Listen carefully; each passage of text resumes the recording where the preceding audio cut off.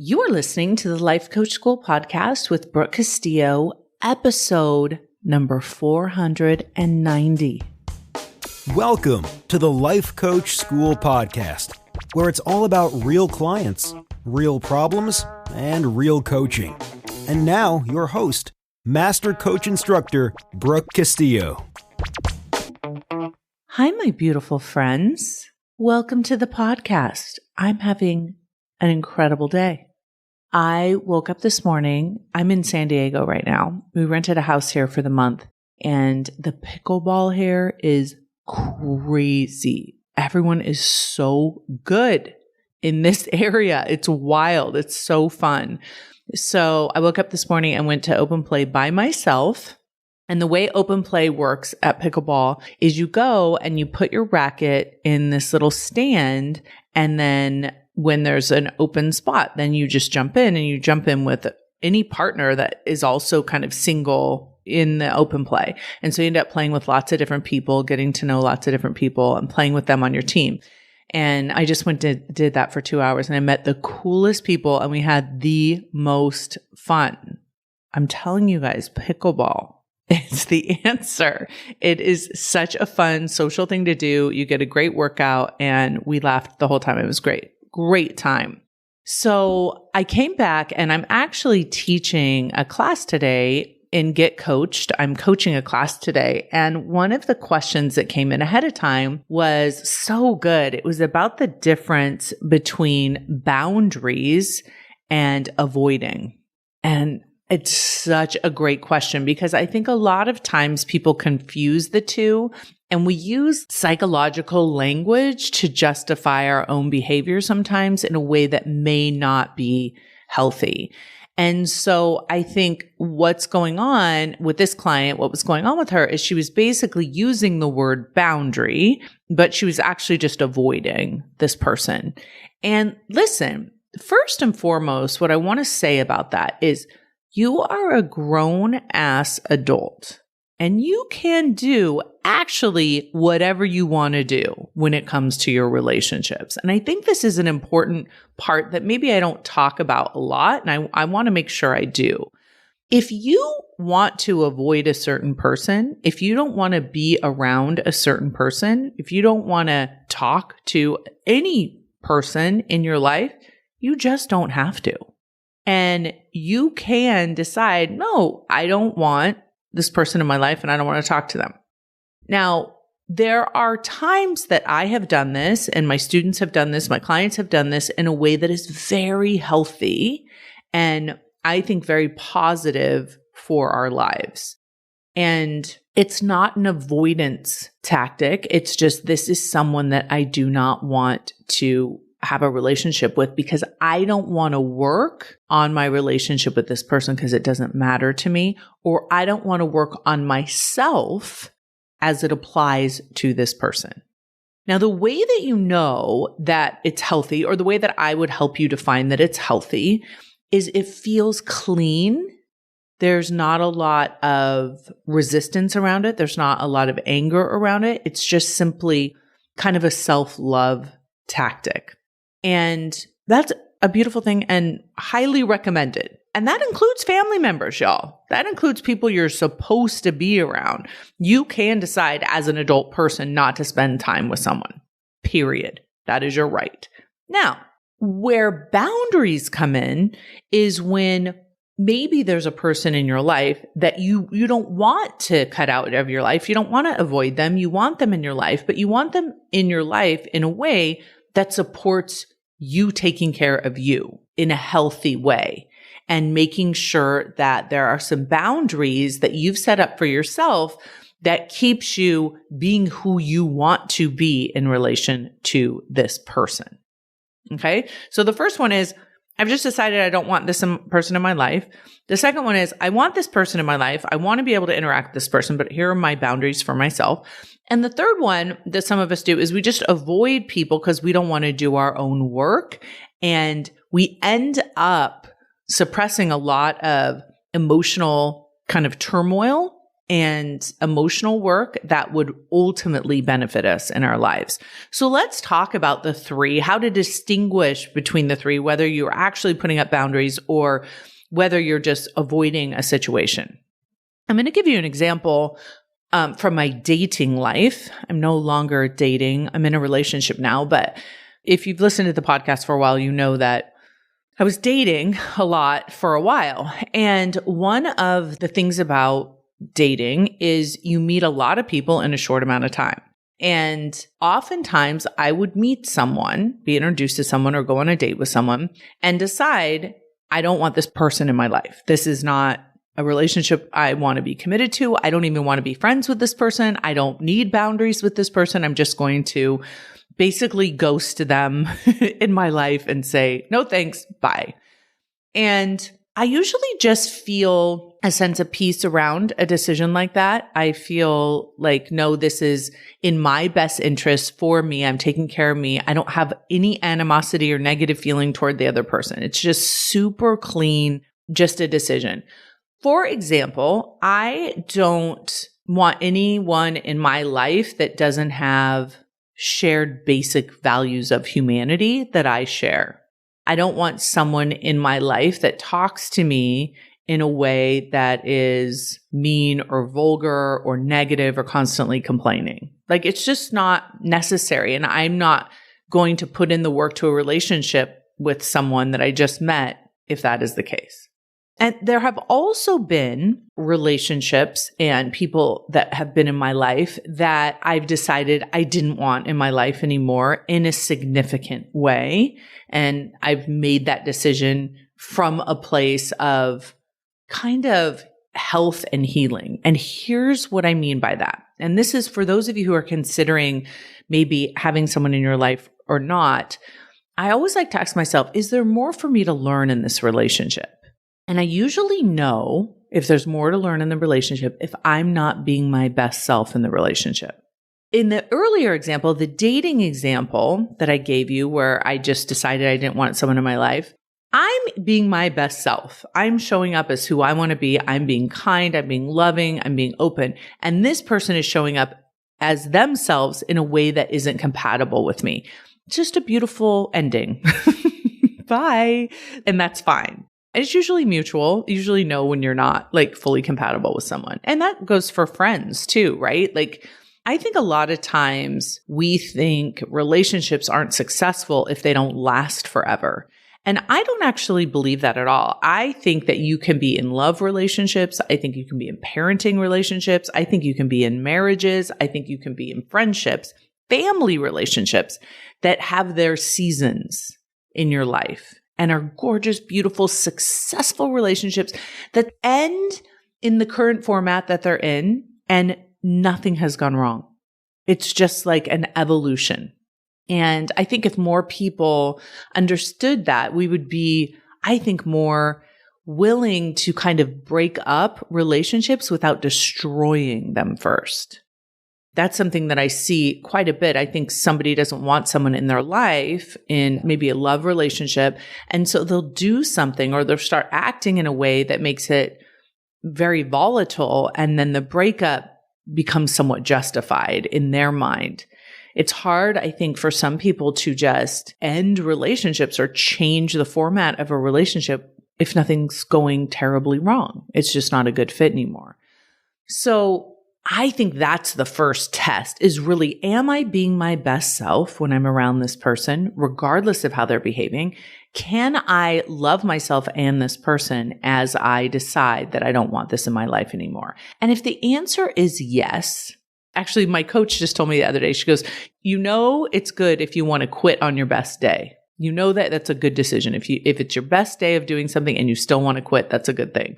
And I feel like that in relationships, like nothing's gone wrong here. You didn't do anything wrong. I didn't do anything wrong. This just isn't a relationship I want to pursue. That is different than avoiding yourself and avoiding an opportunity to learn. Okay. And so if you're in some kind of relationship and you feel like you need to remove this person from your life so you can feel better, that is the red flag. Because remember, our feelings are coming from our thoughts. And you may avoid the circumstance, which is this other person, but the thoughts that you're having and the process of creating those emotions and processing those emotions will still be there. And I love the way the universe works, because if you try and avoid work with one person, another person will come along and provide you with an opportunity to do that work. I have so many examples of this in my own life. We have our mastermind event is coming up next week, where we bring all the certified coaches together. And I created a talk for that. And the whole theme for our mastermind event is called Feel Harder. And I am sharing an example of that exact thing where I did not process properly, because it was a total lack of awareness, emotions in one area, and it just popped up like whack-a-mole in another area, completely unexpected. And it was just another invitation to do the same work. So if you're trying to avoid anxiety or frustration or hate or anger towards someone, that's usually the time when I would recommend, okay, let's do our work with this person. Let's stay in this relationship until that is resolved. And a lot of times when you resolve that kind of stuff, you want the person in your life. You're like, oh, once I get that cleaned up, this person's great. I don't have any problem with this person. Okay. And sometimes you may clean up all that work and still not want to be in a relationship with them. That's totally fine. But as long as you're not avoiding them to avoid yourself and to avoid your own work. Okay. So you will know, because there'll be some hesitancy there. They'll be like, oh, I don't know about this. I think I am mad or frustrated or angry or whatever, versus this is just a clean, obvious, no, thank you. Okay. So let's say you decide, okay, I don't want to avoid. I want to stay in this relationship with this person, but there's a lot of conflict, a lot of challenges, a lot of work that I need to do. That is oftentimes an opportunity for boundaries. And boundaries are a way of you taking care of you. Boundaries are not a way to avoid and hide from yourself, and they're not a way to control other people. So let's say you're in a relationship with a difficult person who, like for me, boundaries are always helpful when I'm in an approval seeking energy and I'm trying to people please someone, and someone is doing things in the relationship that feel unhealthy and feel kind of obtrusive to me and feel controlling to me. Okay. I feel like someone's trying to control me or be in charge of me or not listening to me. And so the way that you set up a boundary in a situation like that is you decide you don't even need the other person involved in the boundary situation. And I'll give you an example. Let's say you are dating someone. Okay. Let's stay with the dating theme. And you meet this person and you really like them. You feel like you have shared values. You have shared interests. And you want to keep dating this person. You want to keep exploring the relationship with them. But they keep coming over to your home unannounced and knocking on the door and wanting to come in and hang out with you. Now, in that moment, I would be shocked, frustrated, maybe angry. I would feel slightly violated by this behavior. Now, a lot of times people will, like I used to do, will just like bury it because we like the person. We don't want them to be upset with us. So we don't say anything to them. And then we start building up this resentment. And then when they come over unannounced, then we just act bitchy. That would be my patterning in that situation. Now, a boundary in that situation would be, hey, if you come by unannounced, I'm probably not going to answer the door. Okay. When my doorbell rings, I just don't answer the door ever unless I'm expecting someone to be coming by. So it's not, I want you to do this, that, or the other thing. It's not trying to control them. It's not trying to tell them that they're wrong or anything. It's just like, hey, if and when you do this, here's what I'm going to do to take care of me. Okay. And that is a proper boundary. Another boundary, God help us all, when it comes to dating, might be sending nude pictures. Okay. So I have been on dates with a couple guys. They decided as soon as they had my text number that they would send me naked pictures of them. Now, in that situation, if this is someone I really like and I think we have shared values and I'm really interested in them and they maybe didn't understand that I didn't want nude pictures, I would just say to them, hey, I don't want you to send nude pictures to me. Please don't. So I just make a very nice request. And if you continue to send nude pictures to me, I'm just going to block your phone number because I do not want to be in the middle of my workday looking at naked pictures of men. That is not my jam at all. Now, I have many friends that they're into that. They think that's great. That is just not me. So that's going to be a boundary that I put up with someone. Okay. I'm just going to say, no, don't do that. If you do, here's what I'm going to do. And it leaves the door open for them to continue their behavior, right? But I am not going to participate in it. And that, is a very appropriate boundary to set with somebody without making them wrong. It doesn't have to feel like you're trying to control them. It's just simply, this is how I roll. Other examples might be if you go on a date with someone, hey, I just want to let you know, I appreciate you picking me up for this date. If you have more than one drink, I'm just going to take an Uber home. Beautiful boundary. Okay. And someone can say, oh no, I'm definitely going to have more than one drink. I'm going to have 3 drinks and I'm totally going to be fine to drive. Of course, drink up, do what you want. I'm just taking an Uber home. I'm not trying to tell you how much you can or can't drink. I'm just letting you know that I'm going to take an Uber home and you won't be dropping me off at home if you have more than one drink. And that is a very appropriate boundary. A lot of people will just say you can't drink more than one drink, or you can't do this or that or the other thing, or here's how you need to behave if you're going to be on a date with me. That is inappropriate. That is, in my opinion, that is not a great way to be in a relationship with someone where you're trying to control them or you're threatening them, right? You're threatening them in a way that is the intention is to change or control their behavior. And I think people get confused because it seems like a subtle difference. So let's use this example with going on a date and the drink thing. I genuinely am on board whether you have 1 drink or 3.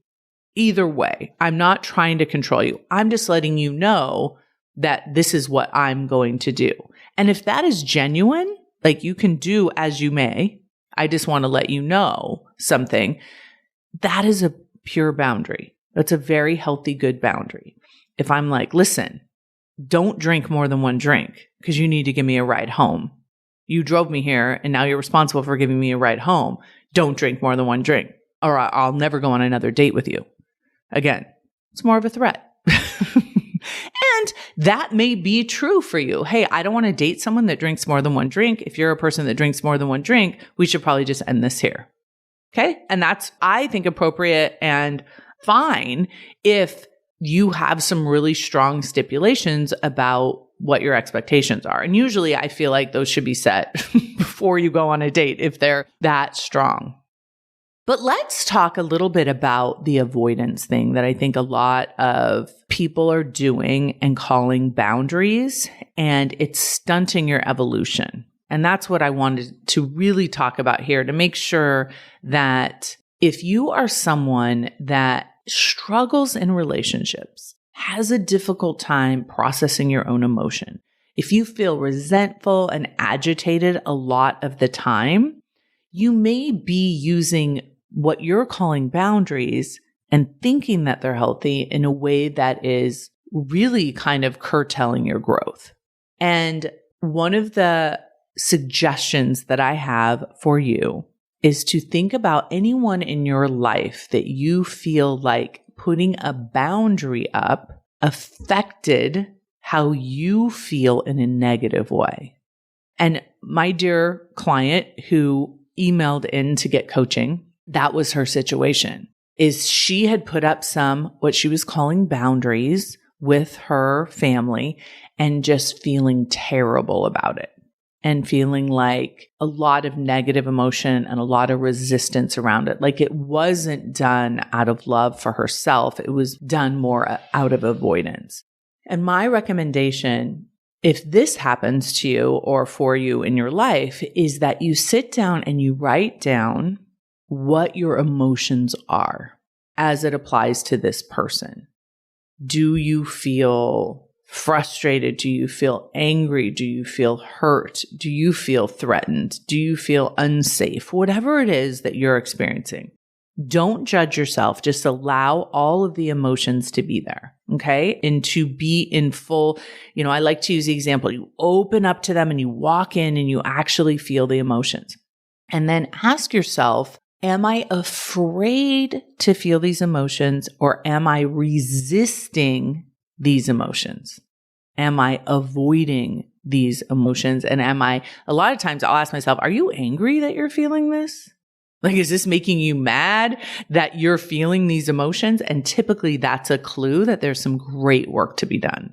And then what I do is I write down all my thoughts about this person, everything I think they're doing wrong, everything I wish they would change, all of my judgments about how they should behave.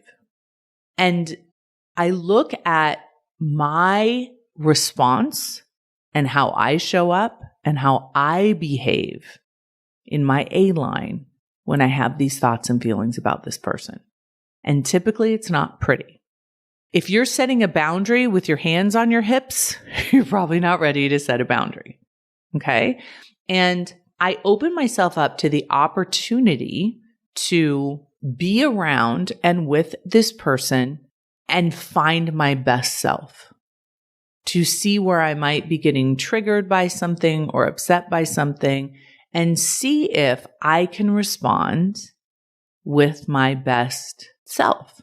And however long that takes, however long that work takes, I'm willing to do it. And it may turn out that once I do that work and I'm able to be around this person and not have drama with them and not be triggered by them and not be upset by them and not feel like I have to constantly be on edge or guarded with them, at that point, then I can decide if I want to completely remove this person from my life, if I want to set up some pretty strong boundaries with this person, or whether once I do that work, none of that is necessary. Every person in your life can be an invitation, can be an opportunity for you to be curious about humanity, to find unconditional love, but mostly to find yourself in a stance of, this is who I am and this is how I show up no matter who I'm around.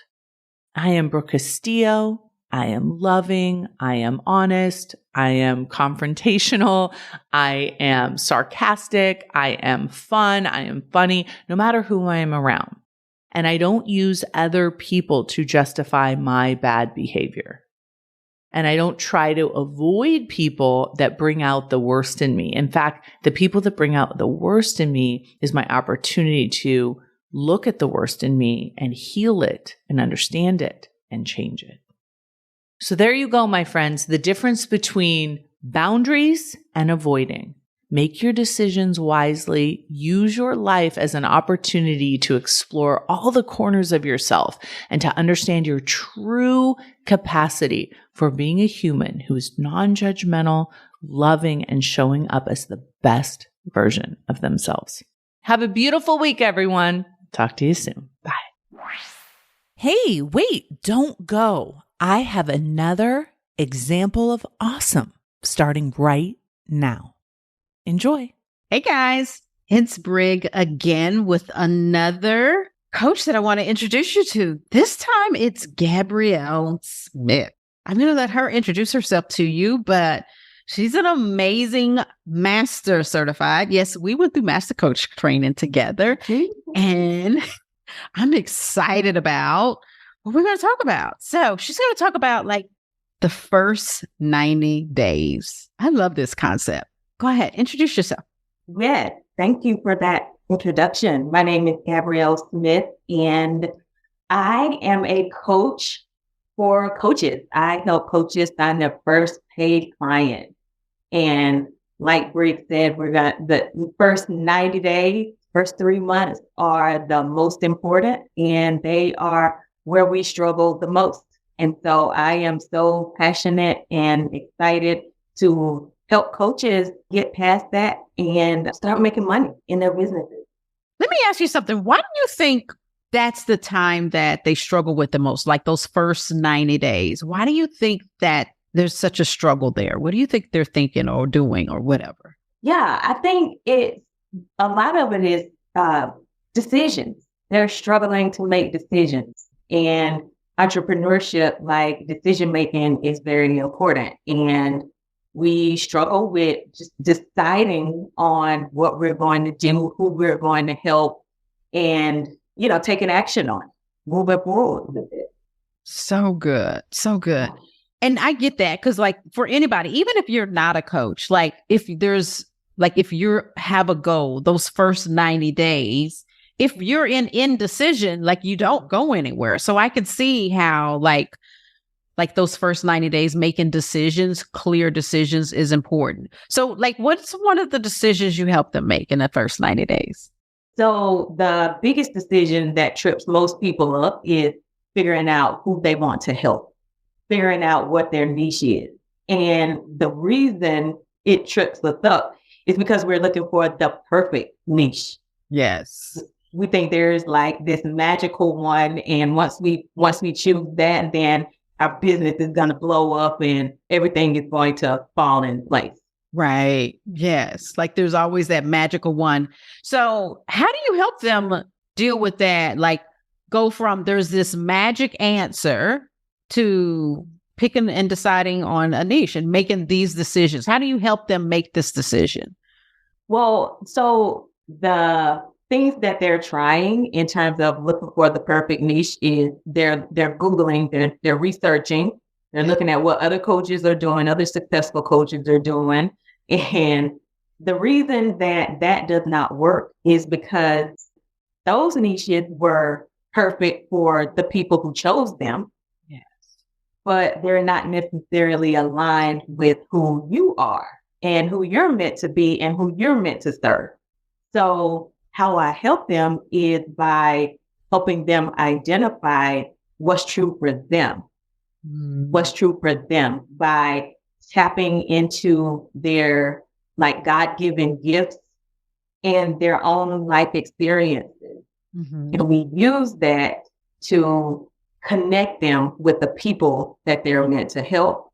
And from that, they have the confidence, like these are my people. So I know I can help them. So I have the confidence to help them, which means that I'm going to tell the world about it. And then I'm just going to continue taking action from there because I have the confidence that I'm helping my people and I have the confidence that I can help them. Okay. I love that.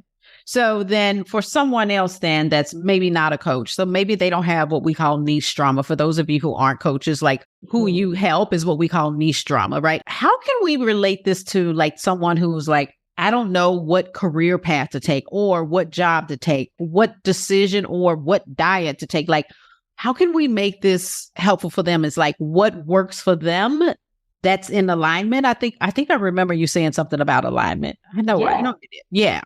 I did. And that's exactly it. It's figuring out what is true for you. I think it really is like not going from the should, because when we think should, that means it's coming from someone else.